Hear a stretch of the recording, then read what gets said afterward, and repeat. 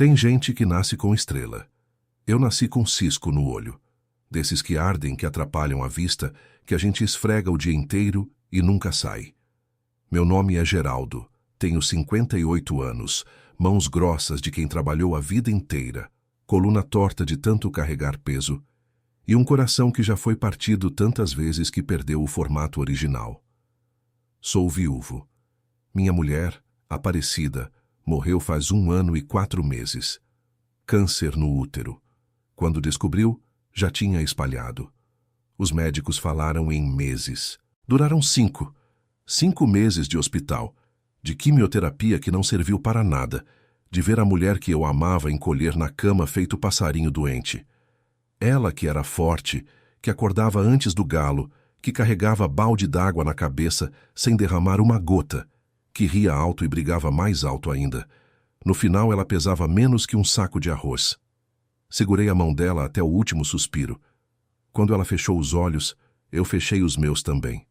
Não morri, mas quis. A gente morava numa casinha nos fundos da fazenda do meu pai, seu Antenor. Fazenda é modo de dizer. Era um pedaço de terra com umas cabeças de gado, uma roça de milho, um pasto cansado e uma casa velha que já tinha sido bonita no tempo do meu avô. Meu pai era homem duro, seco, de poucas palavras e muitas opiniões. Trabalhei para ele desde os 8 anos. Nunca ganhei salário, nunca ganhei elogio, nunca ganhei nada além de comida na mesa e um teto por cima da cabeça. Eu tinha 2 irmãos. Marlene, a mais velha, casou com um comerciante de Montes Claros e foi embora. Voltava no Natal, às vezes nem isso. E Ademar, o mais novo que estudou, fez faculdade na capital, virou advogado e nunca mais pisou em terra vermelha por vontade própria. Eu fiquei. Fiquei porque alguém tinha que ficar. Fiquei porque não sabia fazer outra coisa.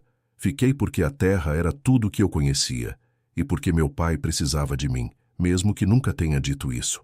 Quando Aparecida morreu, meu pai já estava doente também. Coração fraco, pulmão cansado, corpo de 83 anos que já tinha dado tudo o que podia dar. Eu cuidava dele sozinho. Fazia comida, dava remédio, levava para o médico na cidade, lavava roupa, limpava a casa. Marlene ligava uma vez por mês, perguntava como ele estava, dizia que ia visitar, nunca vinha. Ademar mandava dinheiro de vez em quando, um depósito na conta, sem mensagem, sem ligação, sem nada. Era o jeito dele de dizer que se importava sem precisar aparecer. Meu pai morreu numa madrugada de junho, fria, escura, silenciosa. Eu estava dormindo na cadeira do lado da cama dele, quando senti a mão dele soltar da minha. Abri os olhos.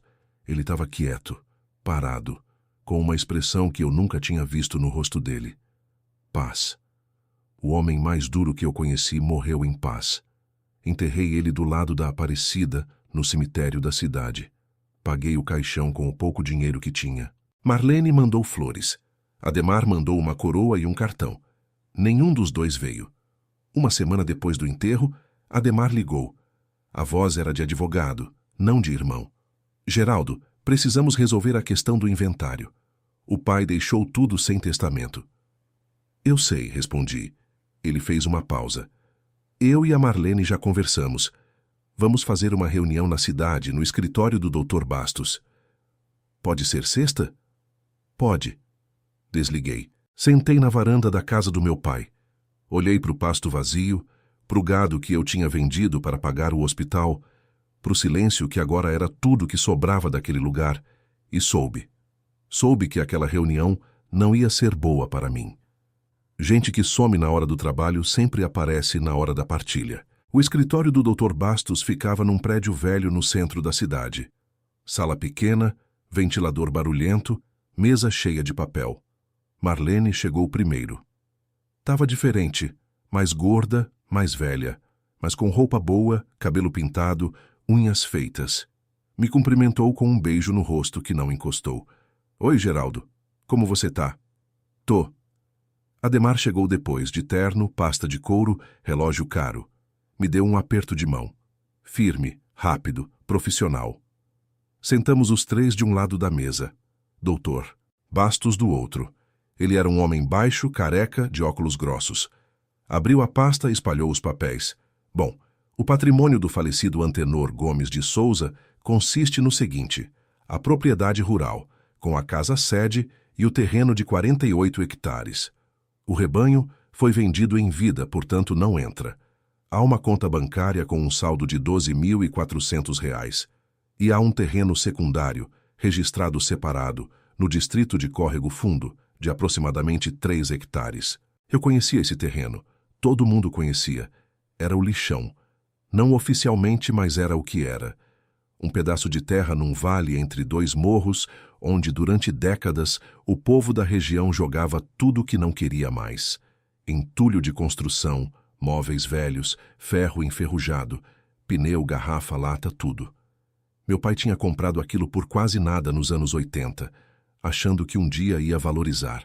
Nunca valorizou. Virou depósito de lixo a céu aberto. Ademar tomou a palavra. A proposta é a seguinte: a fazenda é o bem principal. Marlene e eu concordamos que ela deve ser vendida. O valor estimado é em torno de R$ 600 mil, considerando a localização e o estado da propriedade. Dividido em 3 partes iguais, dá 200 mil para cada um. Eu olhei para ele. E eu?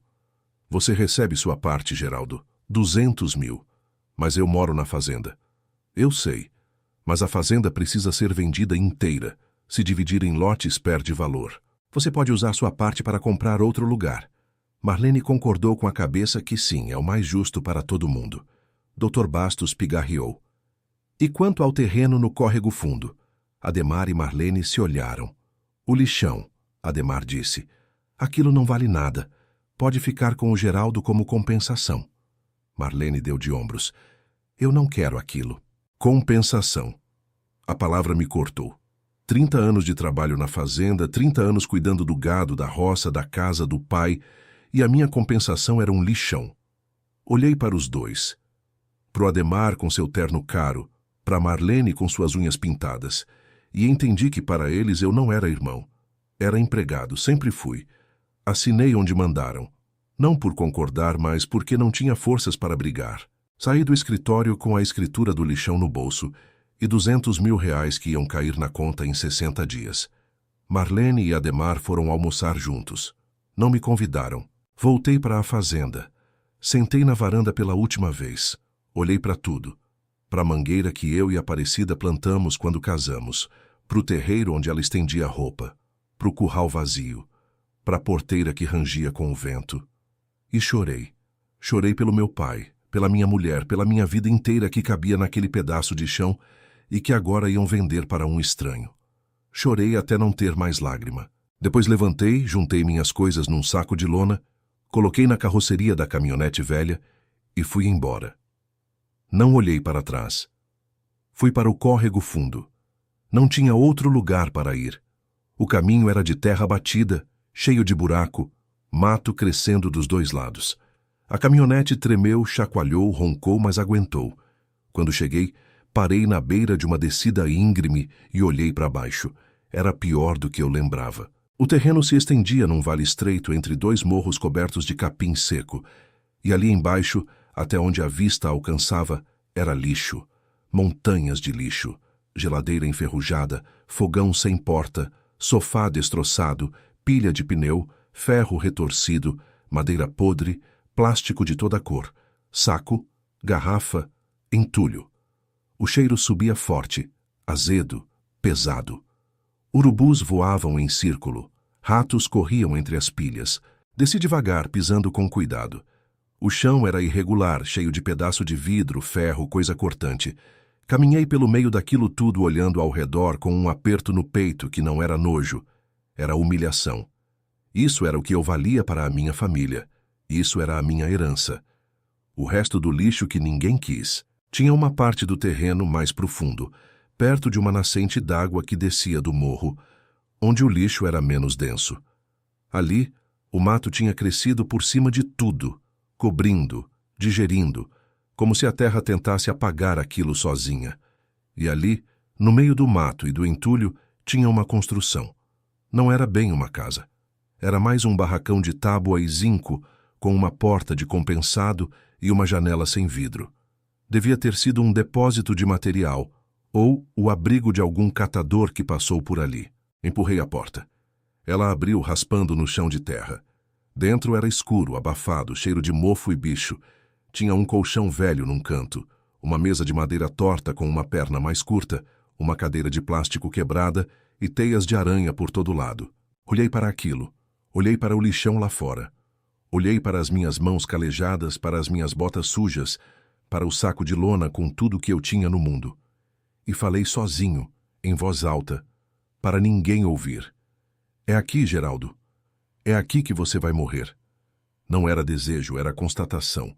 A vida tinha me trazido até ali e não tinha mais para onde ir. Passei a primeira noite no barracão. Não dormi. Fiquei deitado no colchão velho, ouvindo os barulhos do lixão. O vento batendo no zinco, os bichos correndo entre os entulhos, o som de algo cedendo, afundando, se decompondo. De madrugada, quando o frio apertou, me enrolei na lona e fechei os olhos. Não era sono, era desistência. Acordei com o sol entrando pela janela sem vidro. O corpo doía, a boca estava seca, amarga. Levantei devagar, saí do barracão e fui até a nascente. A água era limpa, transparente, brotando entre as pedras do morro. Lavei o rosto, bebi, senti o frio da água descer pela garganta. Pelo menos isso. Pelo menos tinha água. Voltei para o barracão e comecei a limpar. Não sei por quê. Hábito, talvez, ou necessidade de fazer alguma coisa com as mãos para não pensar. Varri o chão com um galho de vassoura que encontrei no lixo. Tirei as teias de aranha. Arrastei o colchão para fora. Bati nele e coloquei no sol. Arrumei a mesa, calcei a perna curta com um pedaço de tijolo. E aos poucos, sem planejar, comecei a olhar para o lixão com outros olhos. Foi no terceiro dia que achei a primeira coisa. Eu estava caminhando pelo terreno, fazendo uma espécie de inventário do desastre, quando vi uma peça de madeira saindo debaixo de um monte de entulho. Puxei. Era uma porta antiga, de madeira maciça, com entalhes na borda. Estava suja, arranhada, mas inteira. A madeira era boa, pesada, do tipo que não se faz mais. Limpei com um pano. Debaixo da sujeira, a madeira era bonita, escura, com veios que pareciam desenhos. Encostei ela na parede do barracão e fiquei olhando. Aquilo não era lixo. Aquilo era um desperdício. Alguém tinha jogado fora uma coisa que ainda tinha valor, que ainda podia servir, que ainda podia ser bonita, igual a mim. A partir daquele dia, comecei a catar, não lixo, coisas. Coisas que estavam escondidas debaixo do lixo, enterradas pela preguiça e pelo descaso dos outros. Encontrei cadeiras de madeira com o assento furado, mas a estrutura boa. Encontrei uma cômoda antiga com as gavetas emperradas, mas o corpo inteiro. Encontrei ferramentas enferrujadas que, depois de limpas e afiadas, ainda cortavam. Encontrei panelas de ferro esmaltado, louça antiga lascada nas bordas, azulejos decorados com desenhos que eu nunca tinha visto. Encontrei pedaços de grade de ferro forjado, maçanetas de bronze, dobradiças de latão. Cada coisa que eu achava era como descobrir que debaixo da sujeira toda tinha algo que alguém tinha feito com cuidado, com trabalho, com intenção, e que outro alguém tinha descartado sem pensar duas vezes. Comecei a separar tudo. Fiz pilhas organizadas no terreno.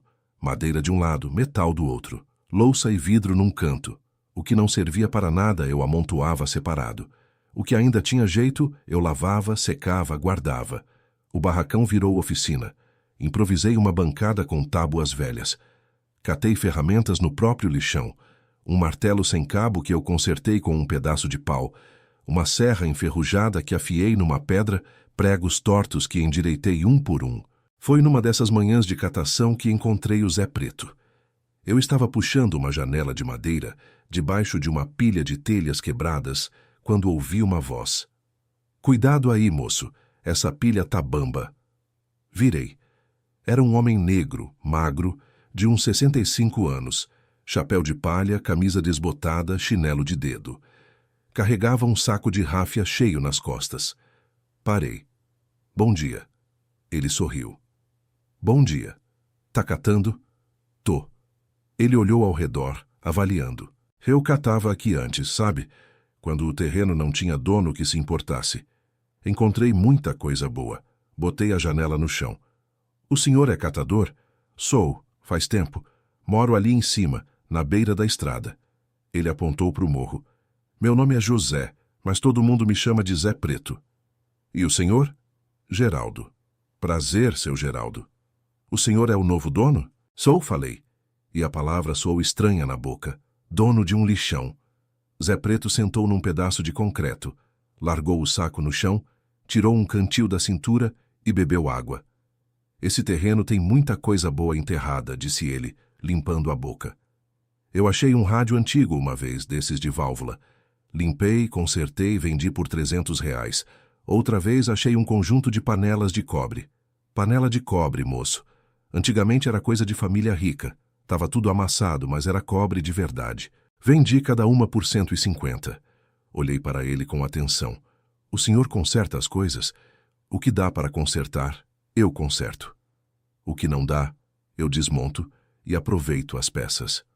Nada se perde. Ele sorriu de novo, um sorriso de poucos dentes, mas largo. Lixo é só coisa que ainda não encontrou serventia. Aquela frase ficou na minha cabeça. Lixo é só coisa que ainda não encontrou serventia. Era verdade, e não era só sobre as coisas. Zé Preto voltou no dia seguinte, e no outro, e no outro. Sem combinar, sem falar nada, ele simplesmente começou a aparecer toda manhã com o cantil e o saco de ráfia. A gente catava junto, conversava pouco, trabalhava muito. Ele me ensinou a reconhecer madeira boa debaixo da sujeira, a identificar metal que valia a pena, a separar o que tinha conserto do que não tinha. Me ensinou a usar ferramentas que eu não conhecia, a fazer encaixe sem prego, a lixar no sentido do veio. E foi ele que me ensinou a restaurar. A primeira peça que eu restaurei foi uma cadeira. Madeira de lei, assento de palhinha desfiada, pernas bambas. Zé Preto me mostrou como desmontar sem quebrar, como lixar a madeira até ela voltar a respirar, como reforçar os encaixes com cola e cunha, como trançar palhinha nova. Levamos 3 dias. Quando terminamos, a cadeira estava firme, bonita, com a madeira brilhando de tão limpa. Eu sentei nela. Aguentou.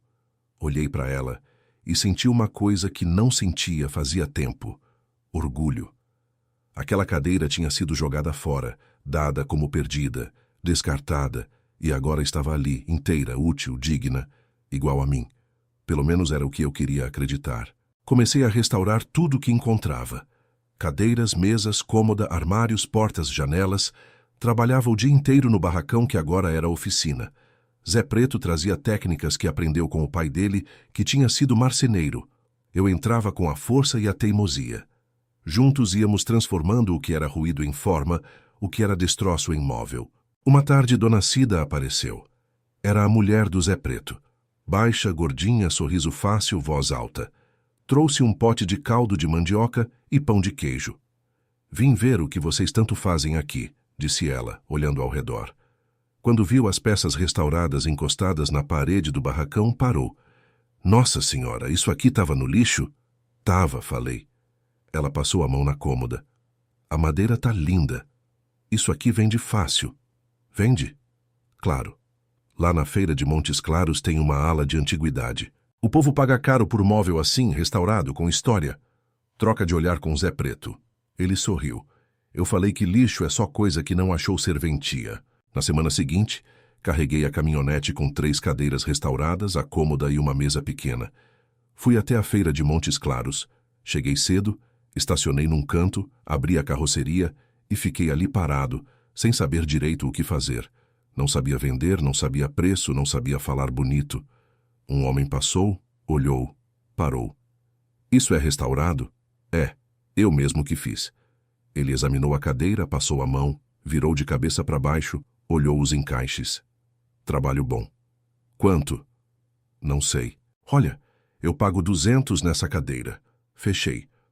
Vendi as 3 cadeiras por 200 cada, a cômoda por 500, a mesa por 300.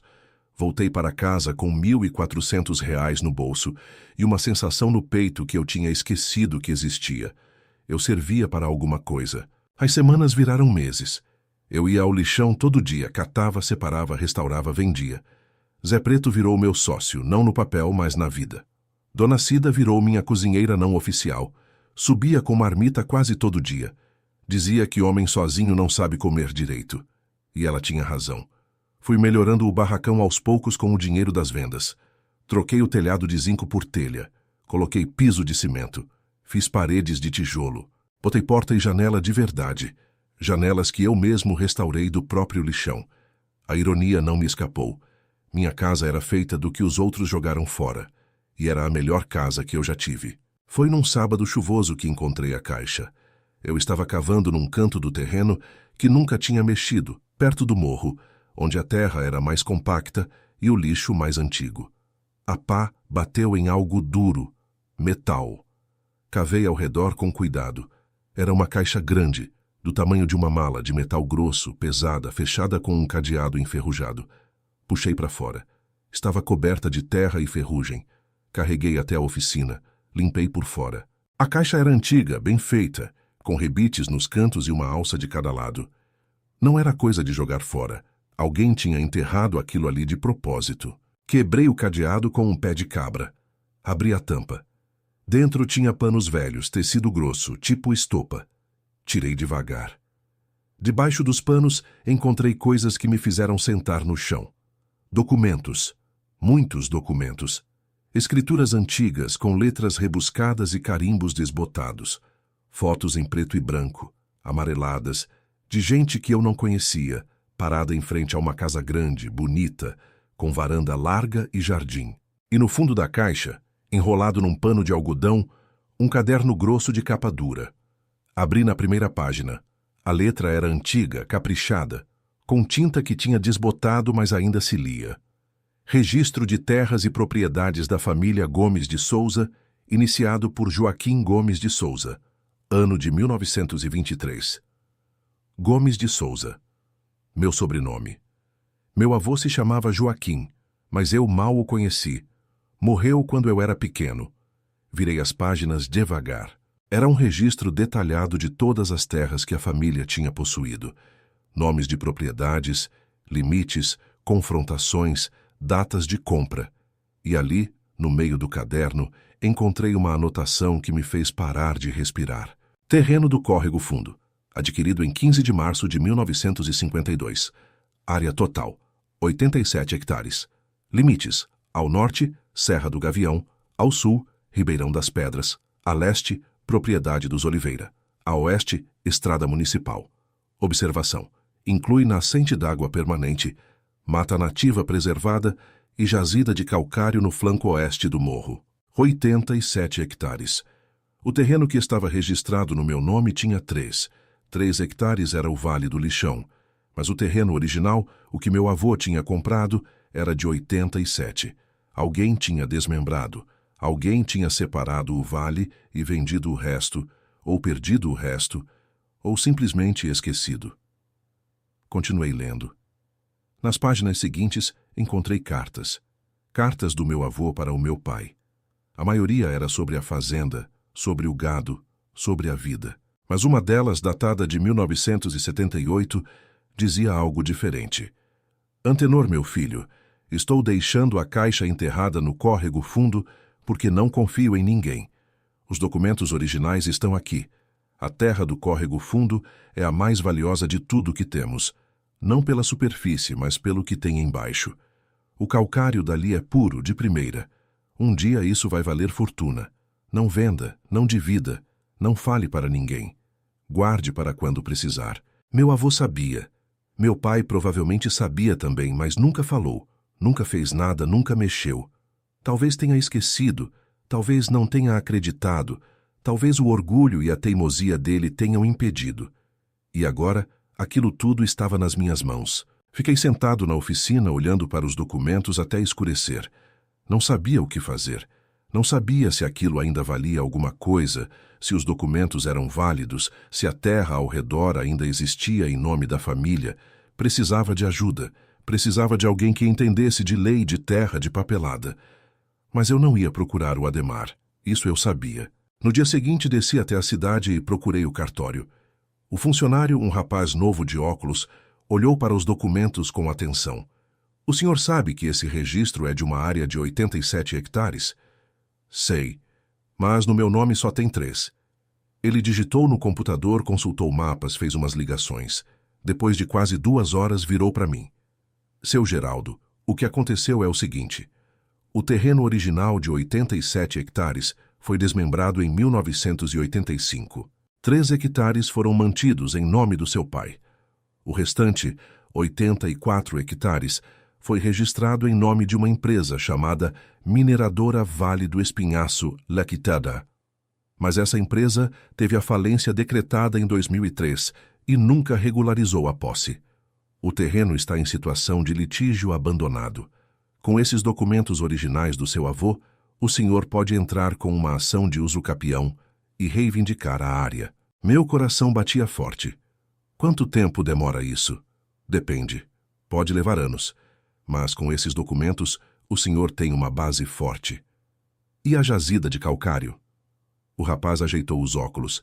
Se a jazida for confirmada, o senhor pode estar sentado em cima de alguns milhões de reais. Saí do cartório tonto.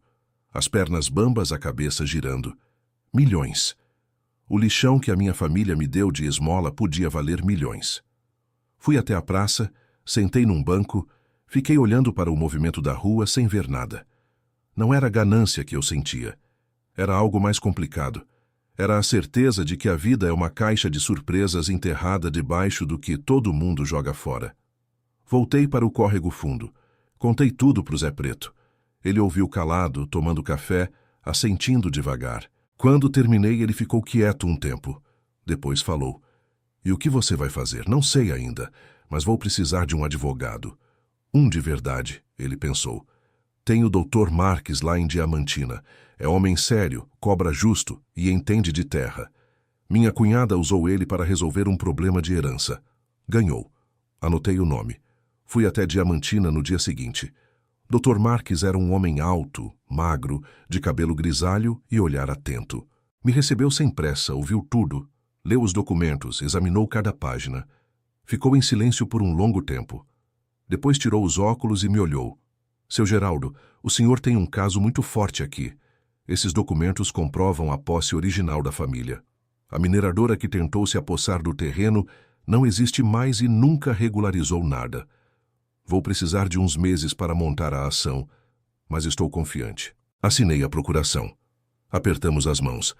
Saí de lá com uma mistura de esperança e medo. Esperança de que algo bom pudesse acontecer. Medo de que a vida me pregasse mais uma peça. Enquanto esperava o processo caminhar, continuei trabalhando. O lixão tinha virado minha vida. Eu catava, restaurava, vendia. Já tinha freguesia na feira de Montes Claros. O pessoal me conhecia como o Geraldo das Antiguidades, um homem que vendia móveis restaurados com história. Porque eu contava. Contava de onde tinha vindo cada peça, o que era antes, o que tinha virado. As pessoas gostavam. Não compravam só o móvel. Compravam a história. Compravam a transformação. A vida foi mudando ao redor também. Dona Cida começou a trazer comidas para eu vender junto com os móveis. Doce de leite, goiabada, queijo.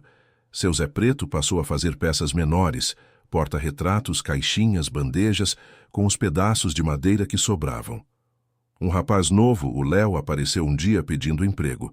Tinha 18 anos, magro, tímido, sem pai. Morava com a mãe num barraco na periferia da cidade. Comecei a ensinar ele o ofício. Ele aprendia rápido, tinha mão boa, olho atento. Em poucas semanas já lixava, limpava e encaixava sozinho. 3 meses depois, chegou a Carmen. Ela era professora aposentada, 60 e poucos anos, cabelo curto grisalho, óculos redondos, voz firme. Apareceu no terreno num fim de tarde, olhando tudo com curiosidade. Eu estava trabalhando numa cristaleira antiga quando ela se aproximou. Com licença. O senhor é o Geraldo? Sou. Ela se apresentou. Me disseram que o senhor restaura móveis antigos. Restauro. Ela abriu a bolsa e tirou uma foto. Era de um oratório de madeira, pequeno, entalhado à mão, com uma santa dentro. Minha mãe tinha um desse. Ela morreu faz 5 anos e o oratório sumiu. Eu soube que pode ter ido parar aqui, no meio do entulho, quando meus irmãos limparam a casa dela e jogaram tudo fora. Olhei para a foto. Não tinha visto nenhum oratório, mas prometi procurar. Ela deixou o telefone e foi embora. Procurei durante uma semana.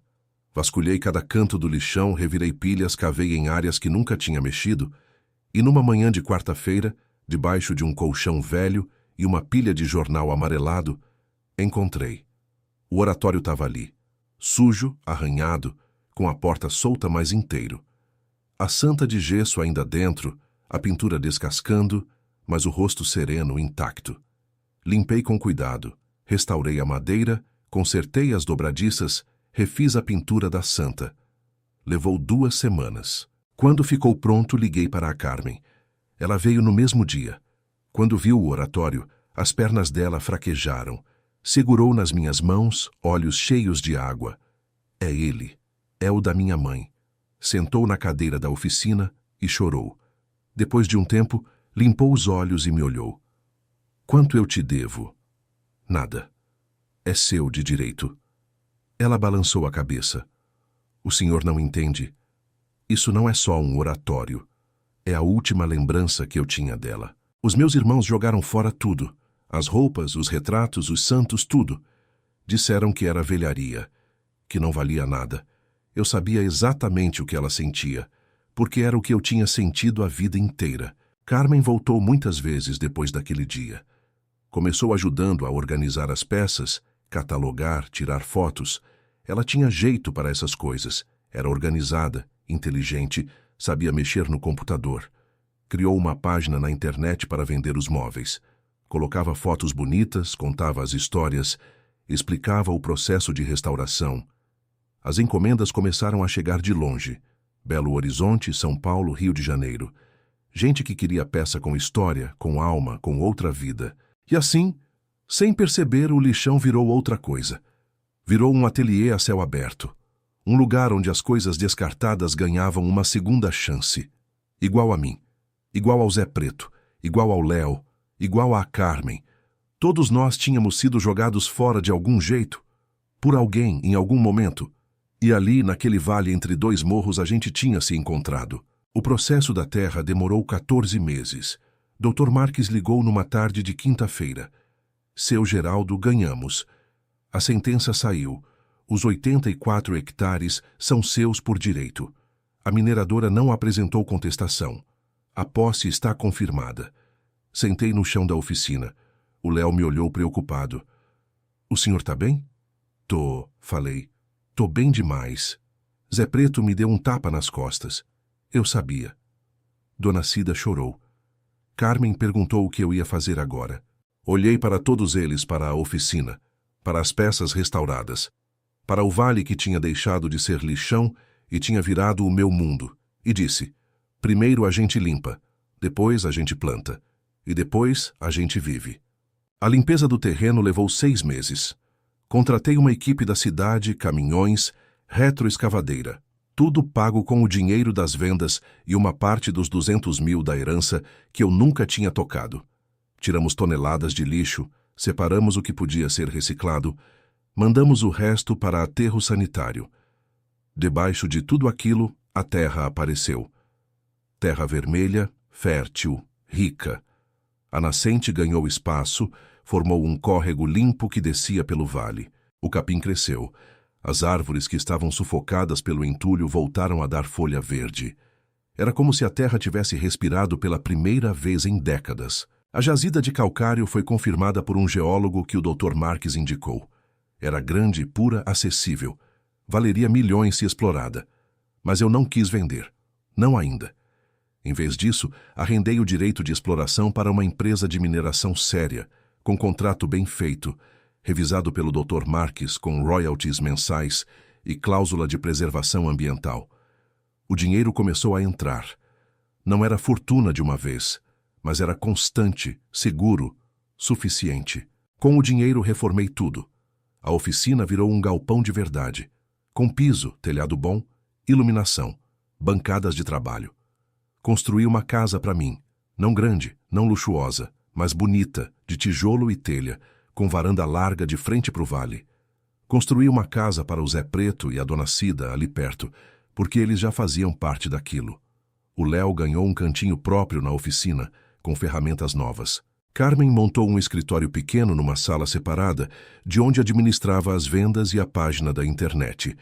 E o negócio cresceu. Não era mais catação, era restauração profissional. Gente mandava peças de longe para a gente consertar. Museus nos procuravam para restaurar acervo. Decoradores de São Paulo encomendavam lotes inteiros. O nome se espalhou. O Geraldo do Lixão. No começo eu não gostava desse apelido. Depois entendi que era exatamente quem eu era. O homem que tirou vida de onde só tinha descarte. Num domingo de manhã o telefone tocou. Geraldo era a voz do Ademar. Fazia mais de 2 anos que a gente não se falava. Oi, Ademar, ele pigarreou. Eu soube que você tá bem. Soube de quê? Do terreno, da mineração, do negócio? Ele fez uma pausa. Eu queria conversar. Sobre o quê? Sobre a partilha. Eu acho que a gente pode rever os termos. Fiquei em silêncio. Geraldo? Tô aqui. Olha, Ademar, eu vou te dizer uma coisa que eu nunca disse. Vocês me deram o lixo. Me deram o que ninguém queria. Me trataram como se eu não valesse nada. E agora que o lixo virou ouro, vocês querem conversar? Ele não respondeu. Eu não preciso do seu dinheiro, Ademar. Nunca precisei. O que eu precisava era de respeito, de consideração, de ser tratado como irmão, não como empregado. Mas isso vocês nunca deram e agora é tarde. Desliguei. Minhas mãos tremiam, mas não de raiva, de alívio. Era a primeira vez que eu dizia o que pensava para um deles. E era a última vez que precisava. Carmen estava na varanda quando saí. Ela me olhou com aqueles olhos atentos dela. Tudo bem? Tudo. Ela sorriu. Sentamos lado a lado no banco da varanda, olhando para o vale, para o córrego brilhando no sol, para as árvores que tinham voltado a crescer. Com Carmen a coisa veio devagar. Não foi paixão de novela, não foi flechada, foi convivência.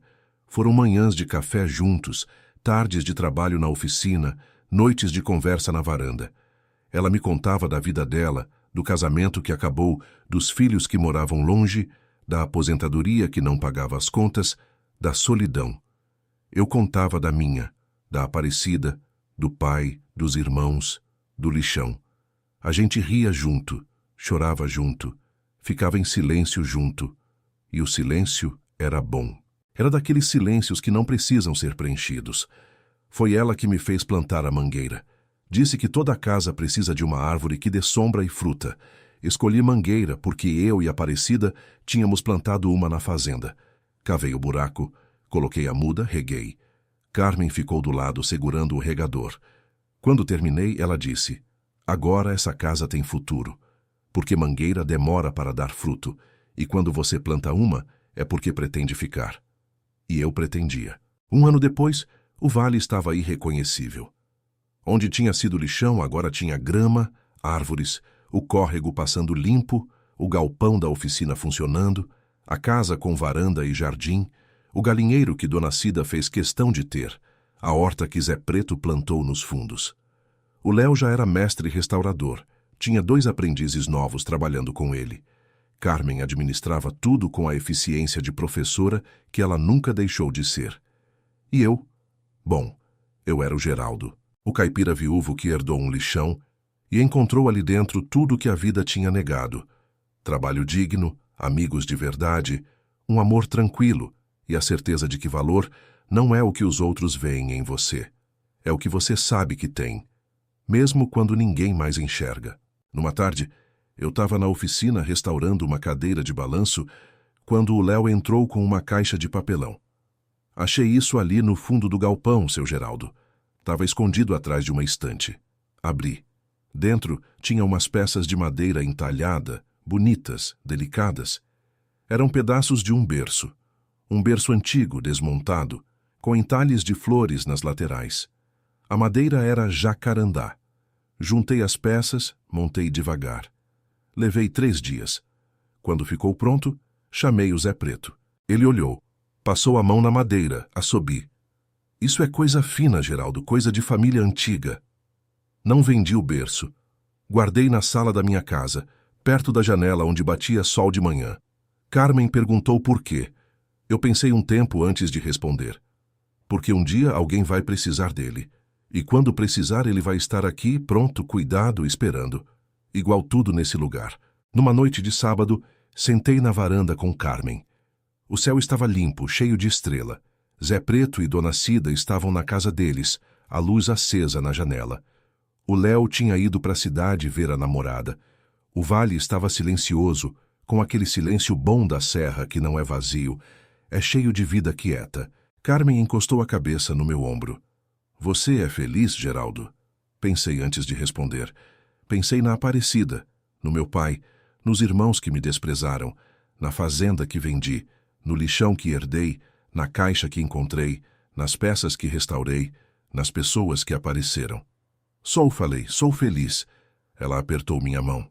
Eu também. Fiquei olhando para o vale. Para o lugar que era lixo e virou lar. Para o lugar que era descarte e virou começo. E entendi que a vida faz isso.